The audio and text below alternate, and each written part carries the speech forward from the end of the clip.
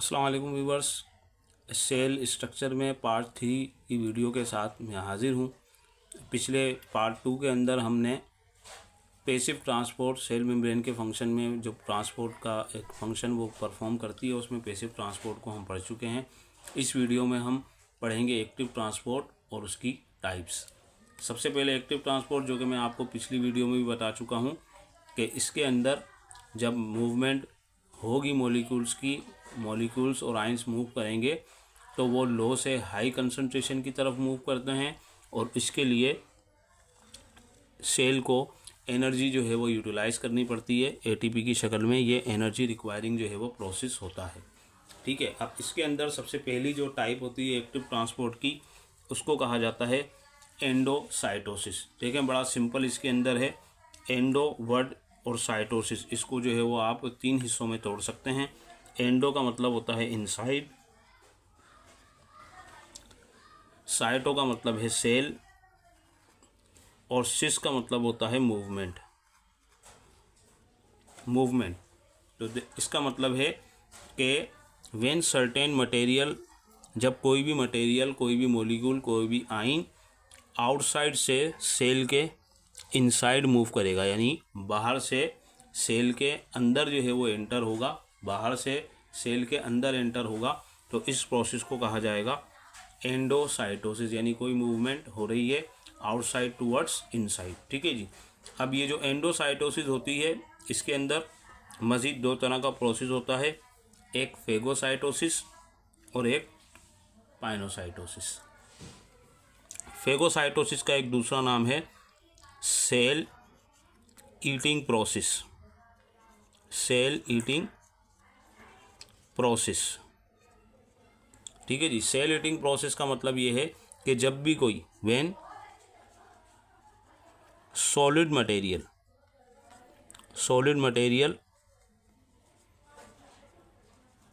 comes inside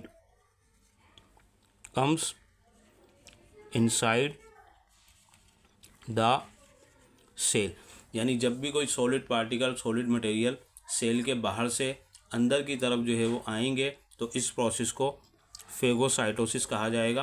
ठीक है जी। और इसको ईटिंग प्रोसेस भी इसीलिए कहा जा रहा है बिकॉज ये एक सेल, इसके अंदर सेल मेम्ब्रेन इसको इनगल्फ करेगी, यानी कि सॉलिड मटेरियल को जो है वो अपने अंदर लेगी। ठीक है जी। इसकी एग्जाम्पल बड़ी बेहतरीन एग्जाम्पल है, आपको याद भी रहेगी। आपको पता है कि जब भी हमारी बॉडी में कोई हार्मफुल बैक्टीरिया जो कि हमें नुकसान पहुंचा सकते हैं, हमें बीमार कर सकते हैं, तो इन बैक्टीरिया को हमारी बॉडी के अंदर मौजूद होते हैं white blood cells. White blood cells क्या करते हैं? फॉर एग्जांपल, ये एक वाइट ब्लड सेल है, ठीक है जी, और ये एक सर्टेन बैक्टीरिया है, तो ये वाइट ब्लड सेल जो है वो क्या करते हैं? ये वाइट ब्लड सेल्स इन बैक्टीरियाज को इनगल्फ कर लेते हैं। ये वाइट ब्लड सेल्स इन बैक्टीरियाज को इनगल्फ कर लेंगे। ये इस तरह से एक ग्रूव बनेगी।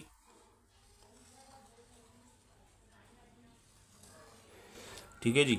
और ये पहले उस बैक्टीरिया को, अपनी मेम्ब्रेन को इनफोल्ड करके ट्रैप करेगा, और ट्रैप करने के बाद ये उस बैक्टीरिया को इनगल्फ कर लेगा, यानी उस बैक्टीरिया को खा जाएगा, डाइजेस्ट कर लेगा। इसीलिए इस प्रोसेस को ईटिंग प्रोसेस कहा जाता है, सेल ईटिंग प्रोसेस। और इसकी एग्जाम्पल मैंने आपको बताई। बैक्टीरिया क्या करते हैं? वाइट ब्लड सेल्स इनगल्फ और डाइजेस्ट बैक्टीरिया। वो बैक्टीरिया को जो है वो इनगल्फ कर लेते हैं, खा जाते हैं, डाइजेस्ट कर लेते हैं। ये जो है वो प्रोसेस कहलाता है cell eating process, phagocytosis. Next जो हमारे पास टाइप है वो है पाइनोसाइटोसिस। ठीक है जी। इसको कहा जाता है सेल ड्रिंकिंग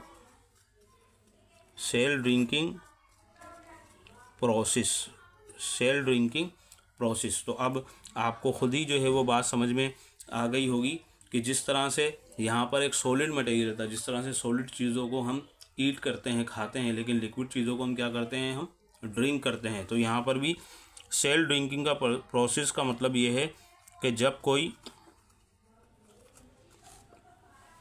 लिक्विड सब्सटेंस, कोई लिक्विड केमिकल जो है वो जो सेल से बाहर मौजूद है, किसी विस्कल किसी पाउच के अंदर वो मौजूद है, ठीक है जी, और वो विस्कल वो पाउच के अंदर मौजूद है केमिकल, और सेल जो है वो उसको क्या करे, सेल उसको अपने अंदर इसी तरह से इनगल्फ कर ले, उस लिक्विड मटेरियल को एब्जॉर्ब कर ले, तो इस प्रोसेस को कहा जाता है सेल ड्रिंकिंग प्रोसेस। इसको कहा जाता है सेल ड्रिंकिंग प्रोसेस, ठीक है जी।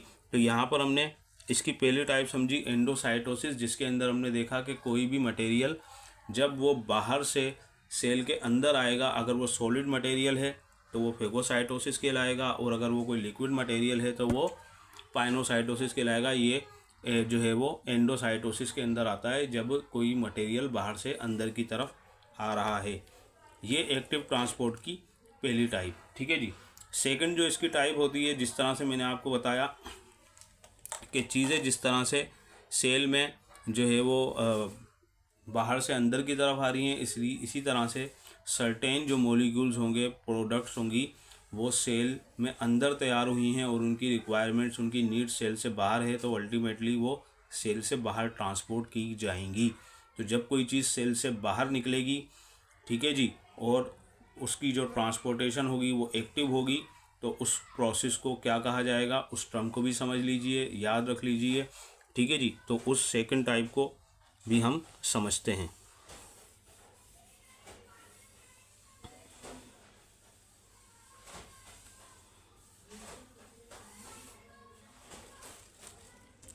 सेकंड टाइप हमारे पास जो होती है वो उसको कहा जाता है एक्सोसाइटोसिस। एक्सोसाइटोसिस, इसके अंदर again exo means outside, cyto means cell, and sis मतलब मूवमेंट, ठीक है जी। इसका मतलब है when certain material moves outside the cell.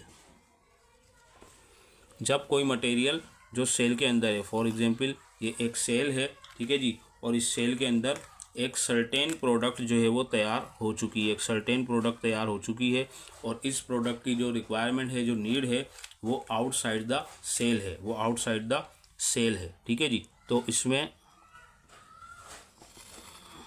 सबसे पहले होगा क्या कि प्लाज्मा मेम्ब्रेन एक आउटर ग्रोथ बनाना शुरू करेगी, और ये जो मटेरियल है ये इस मेम्ब्रेन के साथ आकर अटैच हो जाएगा, ठीक है जी। इसी तरीके से ये कंटिन्यूसली टूवर्ड्स आउट जो है वो एक पाउच जो है वो एक वेसिकल जो है वो बनाती रहेगी, और ये मटेरियल उसके अंदर मौजूद रहेगा, एंड फाइनली तौर पर ये जो प्रोडक्ट होगी ये सेल से बाहर जो है वो एक्सपोर्ट हो जाएगी, सेल से बाहर ट्रांसपोर्ट हो जाएगी।